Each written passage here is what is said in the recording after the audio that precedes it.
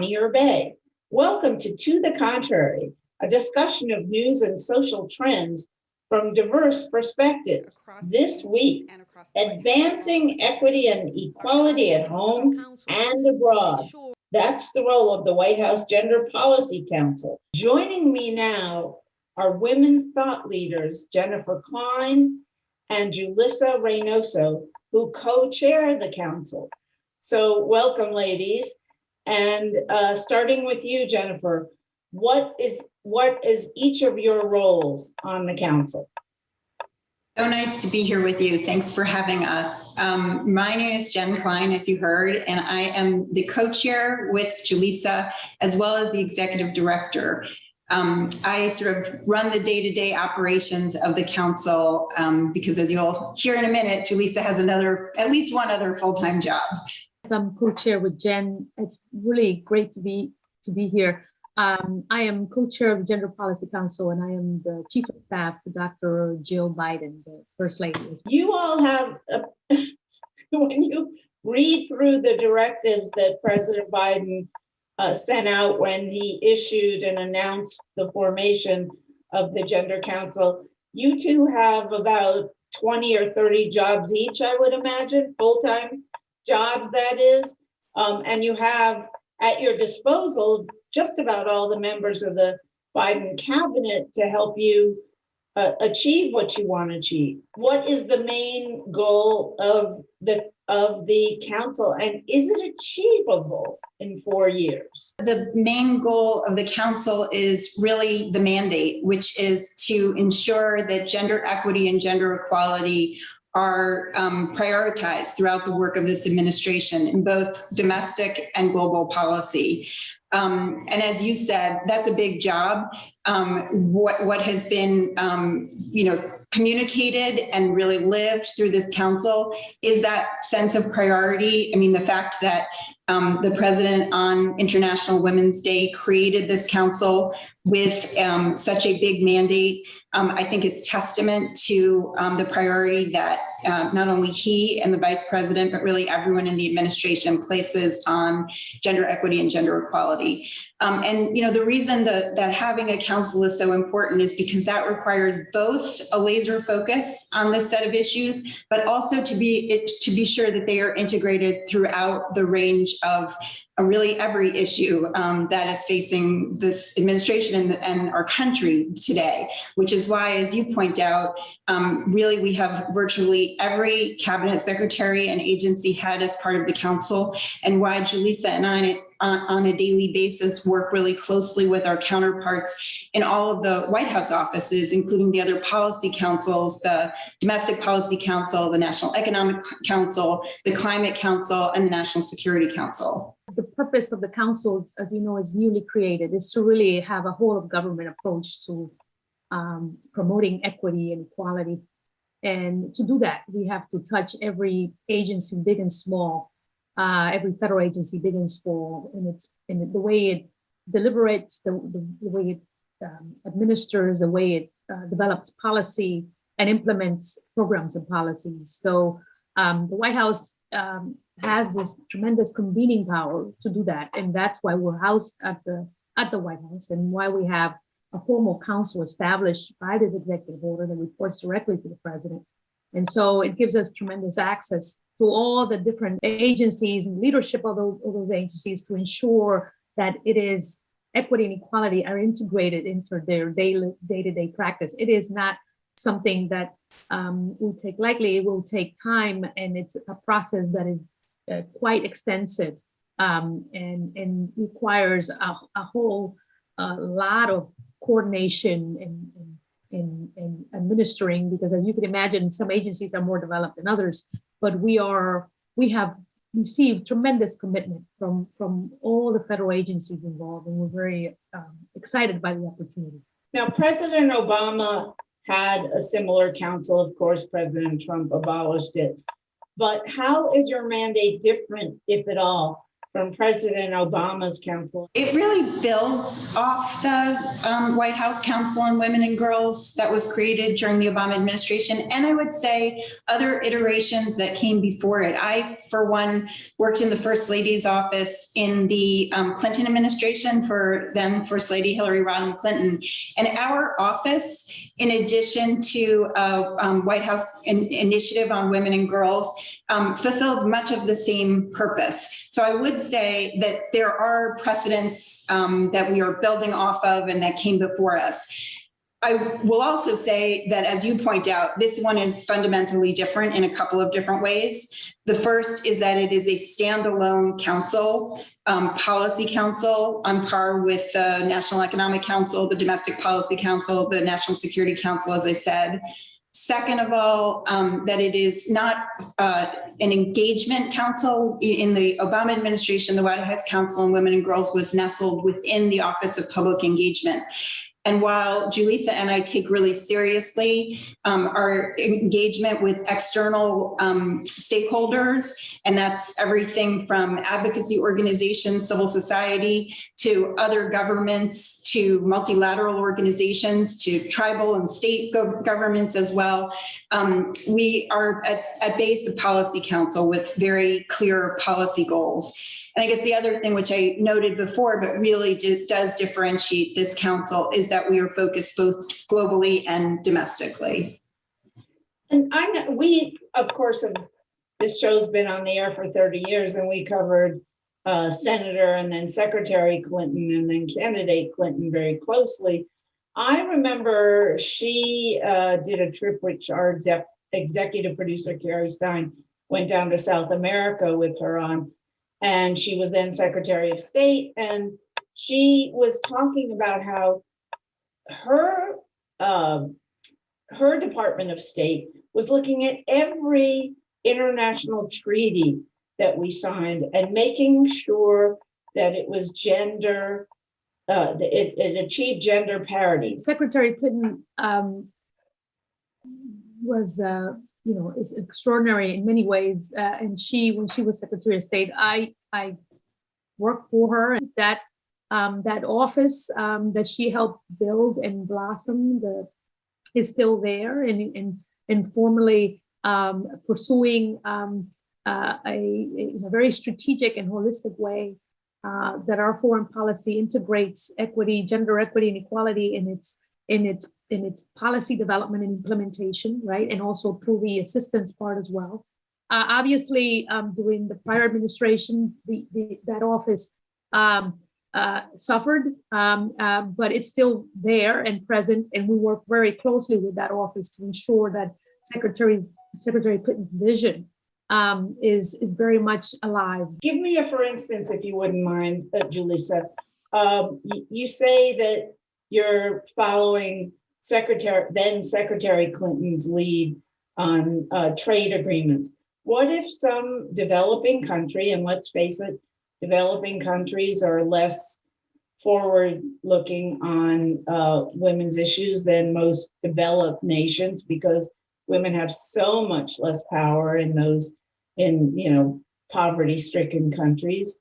But what if some leader says, I'm not doing this trade agreement if you make sure that women get half of their fair share of all contracts that we let as a result of this trade agreement? What do you do? We obviously have goals to do that. We can't always get to full parity in all these different agreements, but we definitely keep pursuing, right? And obviously some negotiations are easier than others, but that's why we have such a important core of diplomats to ensure that we keep raising these concerns and these the gender parity question at every possibility in every possible way and in every platform that we have, and also obviously with Ambassador Thomas Greenfield at the UN,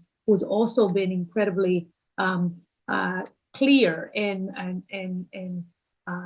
active in pursuing these issues as well. So it is not easy. That's why we have the types of diplomatic efforts that we have, but it's definitely a priority of this administration to ensure that that the gender equity and inclusion and equality is part of our overall strategy and discussion with every possible negotiation, every possible platform that we have access to. I would also add, two other points. First, representation matters. And one of the things that I think, has been remarkable about this administration is the appointment, not only at the highest levels, although certainly at the highest levels, but really throughout all of the appointments of a really diverse, in so many different ways, appointments of personnel, really, as I said, at all levels. So I think, that matters in our approach. The second thing I would say is that, part of what this council is going to do is, and we're just getting started, but one of the things we're working on right now is a strategy which really will help guide the work of the administration in integrating gender. So for example, your example of a trade agreement, but really throughout the work. So as we think about how we plan, how we budget, how we train our employees, and really how we measure our success, will be helping to various agencies, including the White House, to think about how you think about gender when you're doing all of those things. And by the way, other forms of equity as well, because our work is really deeply integrated with the focus on racial equity that also pervades this administration. And then the last thing I would say is I would take a little issue with your question, because I think that the U.S., and I think we've learned this over the last 4 years, if we didn't know it before, has a lot to learn from other countries, including developing countries. You've got women heads of state in many countries. We've obviously never had a woman head of state, although we've made a huge amount of progress, leap forward with a woman vice president this time. But my only point is that, our council is also very outward looking as well, because there are really lessons around the world when you think about pay equity, when you think about caregiving, right? We are one of literally 2 countries in the world that doesn't have any sort of paid family and medical leave. Let's look to some, great examples around the world about how we can actually increase gender equity right here at home as well. First, I want to ask how involved you are with Vice President Kamala Harris. How much input does she have into what you do? Well, we coordinate regularly with the Vice President's staff and her team, and the Vice President has been quite active on these issues, from speaking at the United Nations recently to working with us on issues involving again the caregiving economy and the intersectional questions of race and gender that we are very much involved with, and it's an issue that is integral to the executive order the president signed, and obviously is something that she cares deeply about. We work closely with her team, actually both domestically and on foreign policy issues. And she has, as you've seen, taken a really leading role in thinking about women in the economy and the devastating effects that COVID has had on women's economic security. And so we are working with her and her entire team really closely on that in particular. We all know, for example, that COVID has hit women way worse than men. What are you doing to buffer that, if you can at all? And are women going to come back after the COVID epidemic? Are they going to end up making more, closer to what men earn? You are so right to point out the devastating effects of COVID. I walk around saying we started with a health crisis, then we had an economic crisis, and then on top of all that, we have a caregiving crisis. And that is quite a trifecta, which, as you rightfully point out, has affected everyone, but has in particular had really dire consequences for women.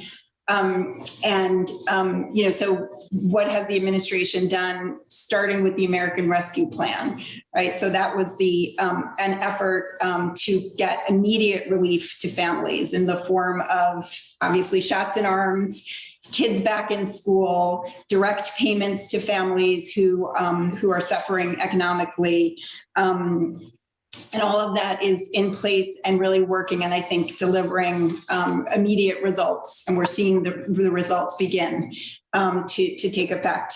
You know, it's projected that 5 million children will be lifted out of poverty based on the American Rescue Plan and the American Jobs Plan and the American Families Plan, which, as you know, the president has subsequently proposed, and we are working hard to get passed, will only build on that.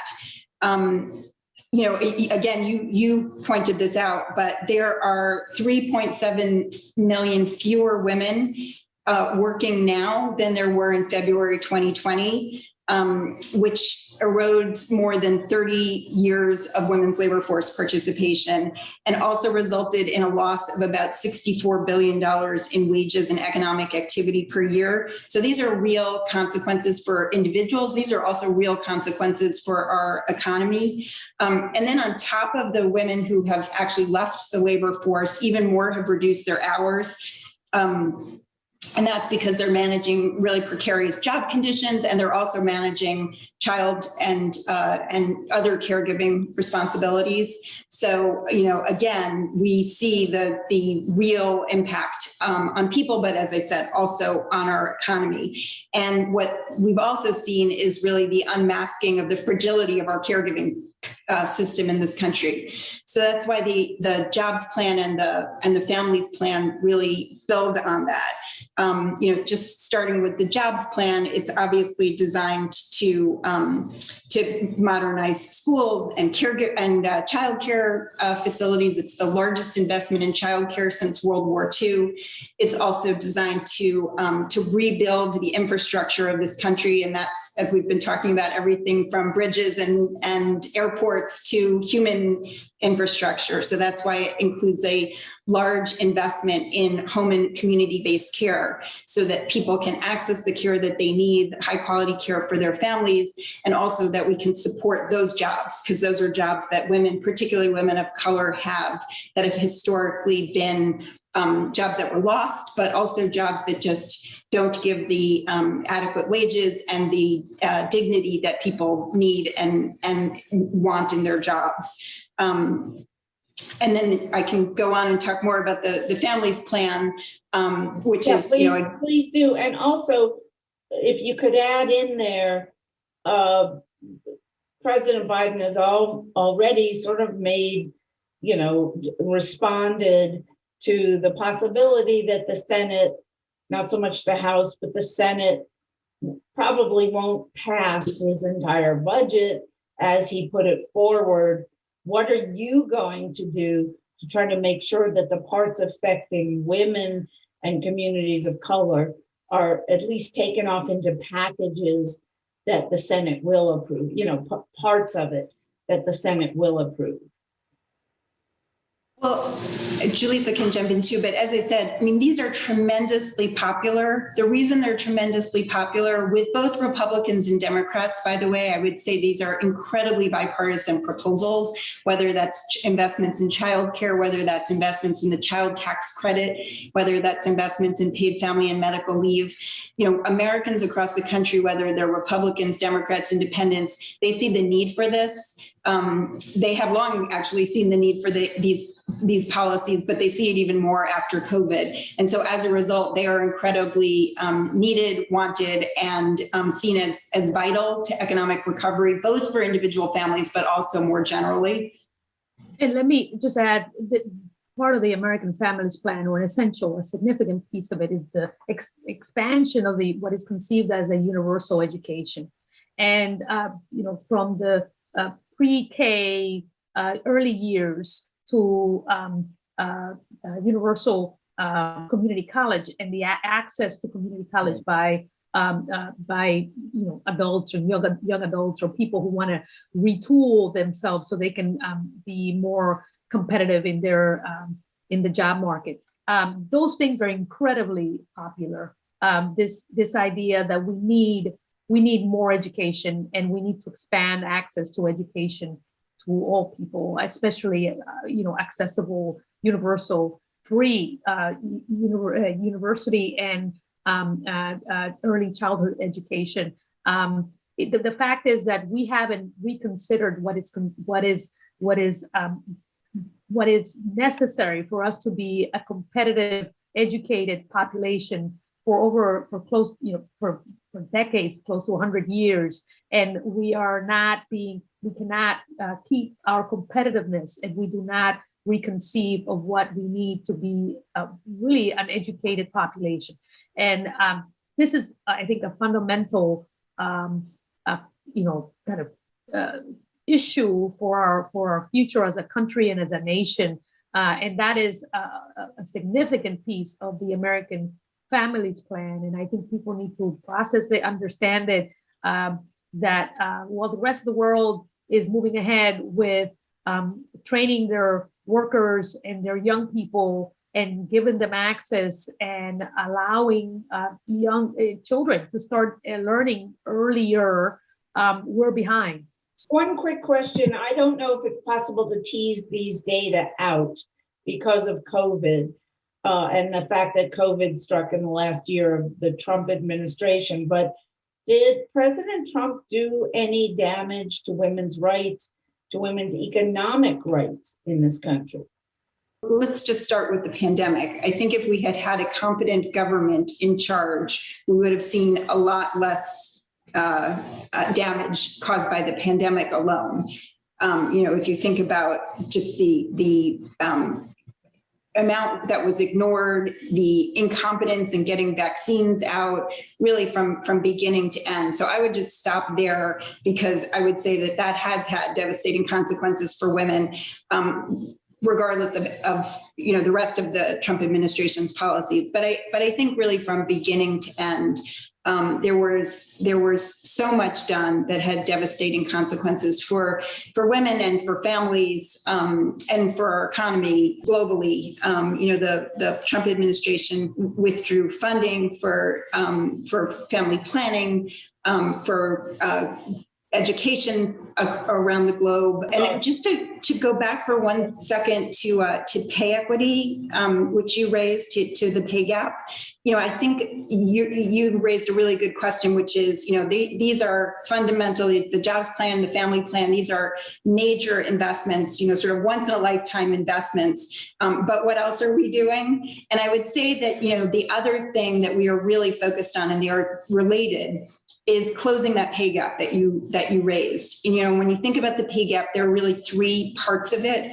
One part of it is pure discrimination. You're doing as a woman the same job as the man's doing, and you're getting paid less. And there are steps that we can take, including passing the Paycheck Fairness Act, which the president has called for, to actually address that outright discrimination. But really the other two pieces of the pay gap are addressed in the Families Plan and in the Jobs Plan. And those are, number one, the jobs that women do, something that people refer to as occupational segregation. Women are in jobs that get paid less, whether that's childcare or home health care, nursing.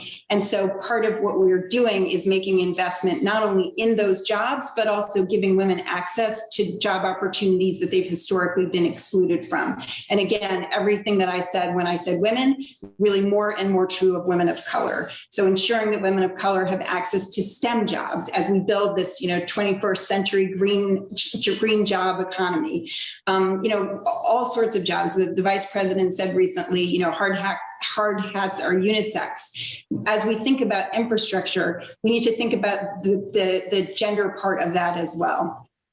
And then the last piece is caregiving responsibilities. Women come in and out of the workforce, and that adds up to less pay over the course of their careers, less retirement security. And that costs women, that costs their families, and that costs the economy a lot of money. So again, as we address things like childcare and paid family and medical leave, that's really part of addressing the pay gap. There are structural issues of policy and implementation and advocacy and kind of holistic approach to tackling the structural historic problems that only through a whole of government and a holistic, broad administration policy we can address. And this president and President Biden is looking at it in that way. And so it's much more integrated, holistic, diverse than just a specific legislative focus, but working on the historic and structural issues, but the investments that need to be made to ensure that there is systematic and long-term progress in terms of job creation and equal treatment and equal opportunity for women, especially women of color. And thank you so much, ladies. That's it for this edition of To the Contrary. Please follow us on Twitter, Instagram, and Facebook, and please go to our website. And whether you agree or think to the contrary, please join us next time.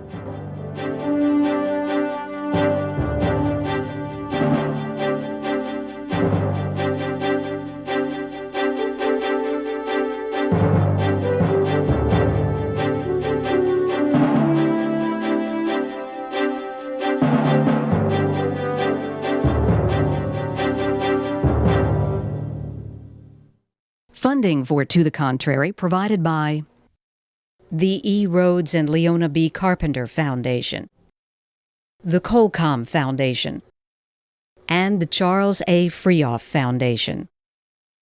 For a transcript or to see an online version of this episode of To the Contrary, please visit our PBS website at pbs.org/To the Contrary. Be more. PBS.